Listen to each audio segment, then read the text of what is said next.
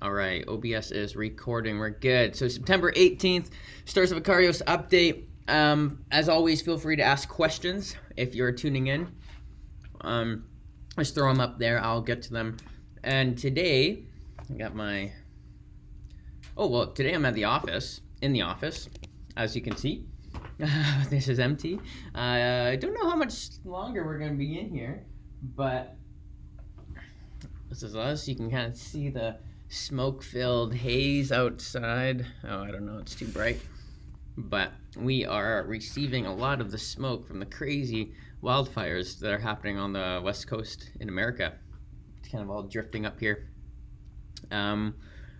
Great, so let's dig into some of what I want to talk about. Last Friday, I released a update on world exploration, and I'm really excited about how it's shaping up. There's a lot going on in it, and so we kind of went from a pretty, maybe a shallow experience, and then we've gamified it a little bit. We did some light resource management, but still a heavy focus during the world exploration is just on that, is world exploration. And so we want to make it engaging and fun, and it's kind of like a fun change of pace because you're going through the story, right? A lot of the missions are space combat, and you're upgrading your pilot on your ship, and then you kind of have these like switches, and it's like you're suddenly you're running around a planet or something, and it's kind of a fun little change of pace. I think it's going to be great. I'm really excited about how everything's coming together on that. And Jonathan Shea asked if there will be any unlockable boxes like Gloomhaven. So yeah, Gloomhaven has like a few unlockable characters, and different kind of boxes that get unlocked as you go. We're not maybe heavy on the unlocks. Like there's not any like crazy surprises, except there will be characters that will be joining your team because of decisions you make during the scenario. So unlike Gloomhaven, right? Gloomhaven, you get new characters when you retire an old character, and then you can unlock a new box, right? The characters that join your squad in Akarios is actually very, like, it's organic and it's tied into the story, right? You'll meet someone, you'll help them out, and they're like, hey, I want to join your party. So think more of along the lines of like Mass Effect, as opposed to Gloomhaven, where it's the kind of strict achievements. That's more so how people will join your party. And as far as unlockable boxes, yeah, there's kind of like we will gate content in a sense, right? So when you get out of the prologue, you're kind of welcomed into Act 1, and you get this whole little kind of system, and it's the Veritas system, and it's where the Yurs live and hang out. So that's actually where you spend all of Act 1. You're running around their system, you're doing quests, all that jazz. But you're not going to see it all. You're not even going to fight all the types of enemies. You're not going to have all the gear accessible to you.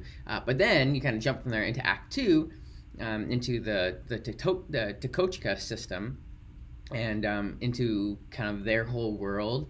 And then you're kind of introduced to new enemies, new characters, new equipment, all that jazz. And that's actually kind of on something I want to talk about today.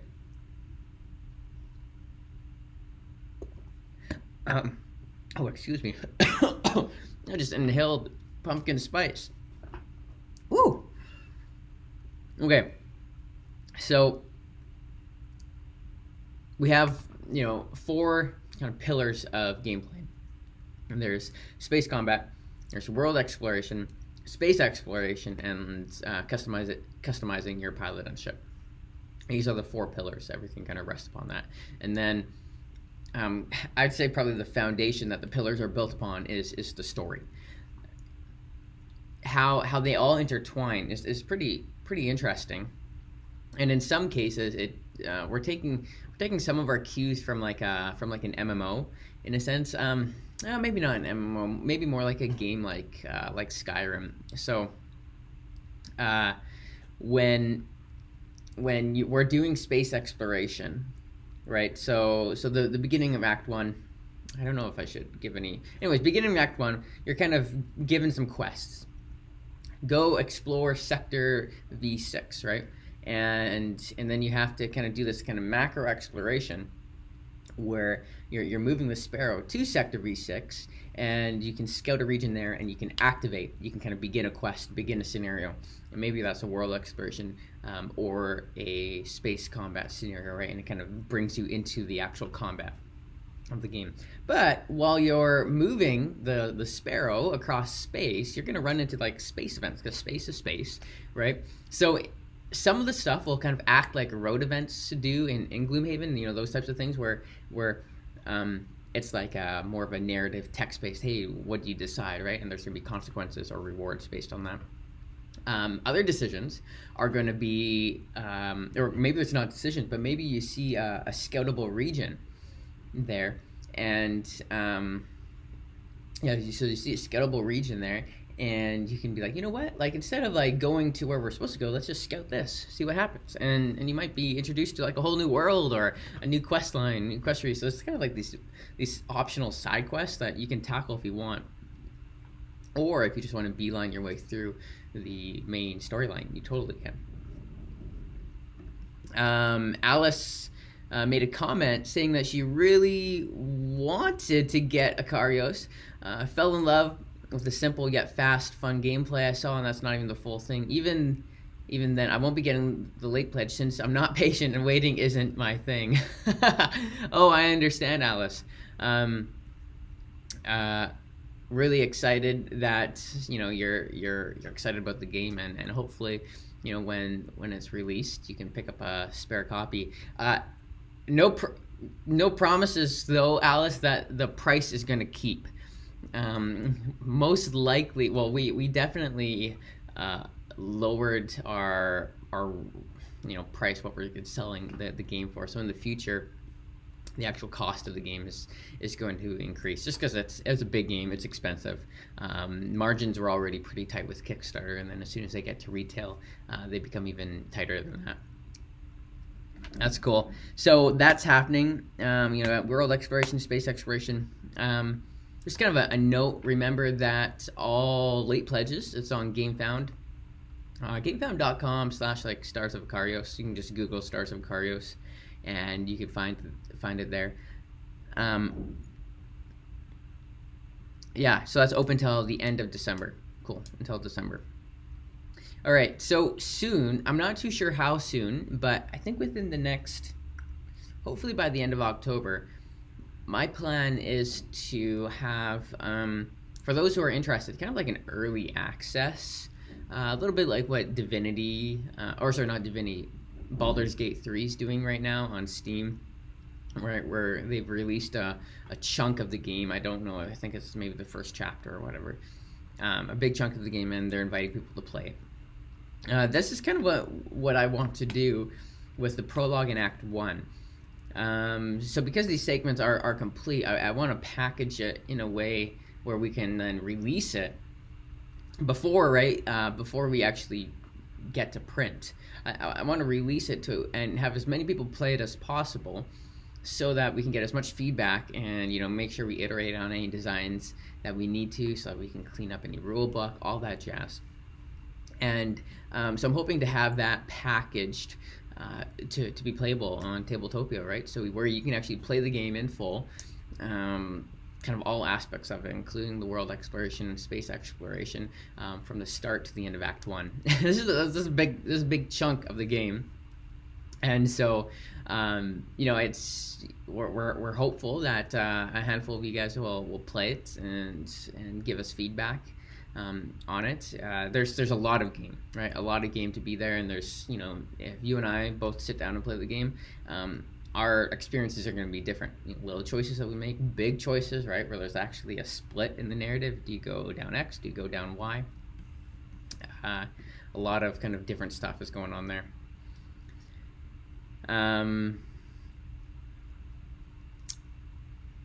Adam Kuzek asks, was there any thought, game design-wise, to building up an area of space? Kind of a base building mode. You do missions and you make a space route safer. Choices you make would alter the sector, or is it just the Sparrow? Hey, Adam, that is a great thought. And without giving too much away, the third act kind of... I don't want to give anything away. There's like a lot of components in this game that could be built out and fleshed out more. And it's kind of fun to dream about, future expansions on this project. Like the scope of the game right now, it's already big enough. But to think of like future expansions for those who are loving the world, there's a lot of fun kind of directions we can go down. And so I didn't answer your question at all there, Adam. Oh, Alice, I'm sorry that shipping is so expensive to Mexico. Maybe send me a message, or keep an eye on it. Things might change in the next month or so on that. Jerry, Jerry, I'm not even going to try to say... Wait, let me try to say your last name here. Shawsow, Jerry Shawsow asks, are there typical roles in space combat? Oh, so we're talking about like the Holy Trinity in MMOs, right? We got support, or DPS, tank, and support healer. Yes and no, actually. So all actually, I'm gonna yes. So all the ships have different classes on it. So let me make sure I'm getting this. We have assault class, we have command class, we have heavy class, we have scout class, and then we have research. Assault, command, heavy, scout, research. So we have 5 classes of ships, and each ship has 2 of these classes. So there's like 2 classes that they ascribe to. There's maybe some advanced ships that have 3. But what this does is having these classes actually allows you to purchase certain upgrades. So you're going to find that the research class kind of fits into the typical support role. So they can have a lot of kind of crowd control mechanics, a lot of stuns, a lot of slows, a lot of heals, a lot of buffs, those types of things. The command class is kind of like that commander, a lot of buffs, kind of a good general overall class. And then we have heavy, which kind of takes the tank role, and so a lot of like armor and those types of things. And then we have our assault, which is kind of our heavy hitter, our DPS scout, which is kind of like the stealthy fast mover. And so we have all the equipment, whether it's engine upgrades, weapon upgrades, tech upgrades. They're all tied to a class or 2, depending on the type. And so depending on the ship that you choose to fly with, will kind of put you into a general sphere, right? There's going to be some ships that are better in certain things, and so that will kind of define your role. And so the best groups, right, squads will have a little bit of everything. They'll have support, just like in anything. But you can also kind of mix and match. So there is like guidelines, but it's not as maybe tight as at the beginning of the game. You're like, I'm going to be an assault and I'm tied in. On that though, there's maybe also unique. So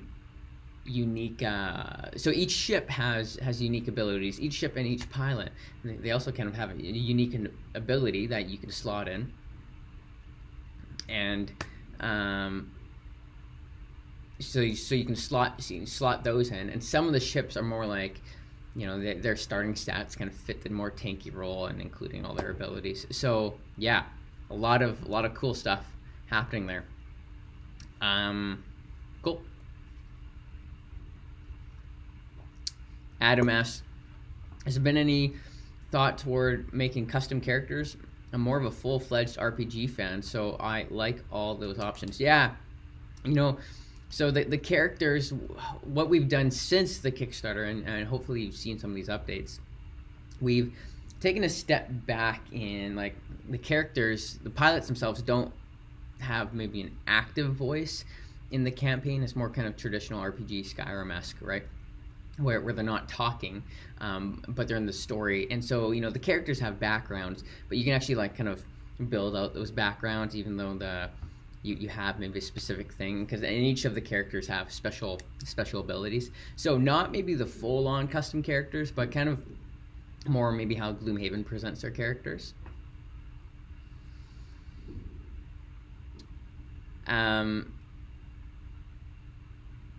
Okay, Alice asks, "What's the hardest part about designing Stars of Akarios?"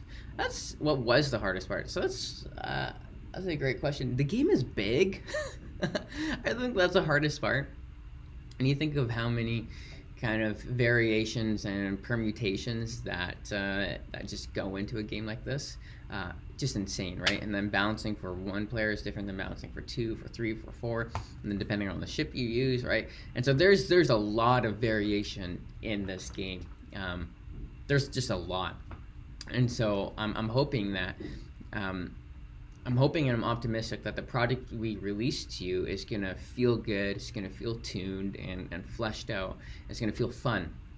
But I'm also kind of realistic that you know, there's a difference between like hundreds of hours of gameplay testing and then like thousands or tens of thousands of hours, which is what's going to happen after the Kickstarter is fulfilled, right?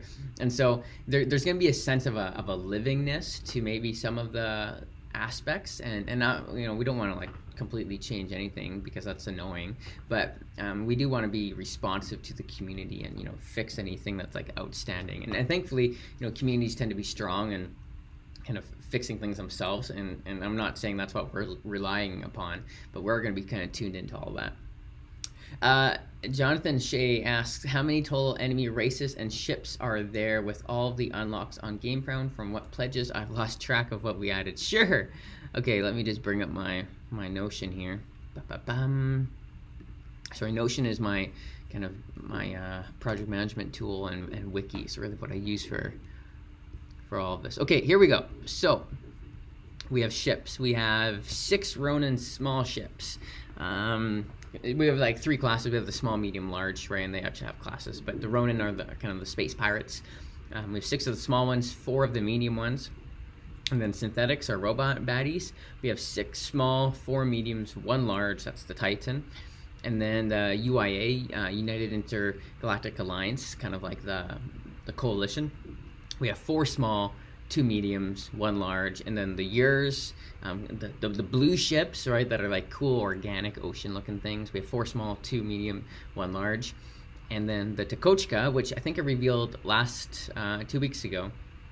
They're kind of like tribal Viking, asteroid Vikings. We have 4 small, 2 medium, 1 large. So the total number of ships, if you got the miniatures, the miniatures add-on, you will have 42 enemy ships. That's so cool. 42 enemy ships. That's a lot. If you didn't get the miniatures add-on, I think you'll get 18 ships. So we have 9 player ships. That includes Akarios. 18 miniatures. We have 9 player ships and then 8 pilots and then the Sparrow miniature.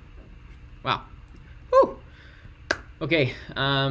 Also, feel free to go... Well, actually, never mind. I was going to send you somewhere that doesn't exist.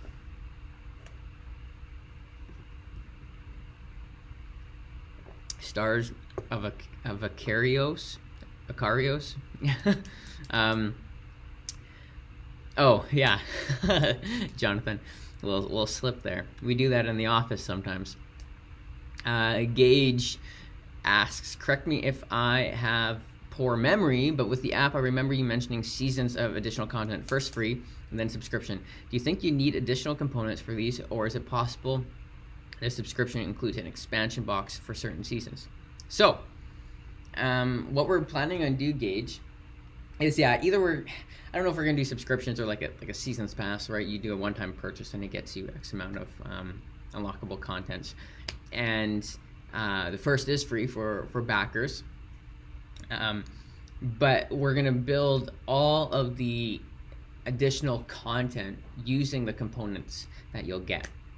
And so the idea is that it's kind of like these side missions that are happening after kind of your story finishes. You know, you'll go back to locations, you'll do things, and maybe some of the features that we have will actually override existing aspects. So example, let's say you go to sector V06 and there's an area that you can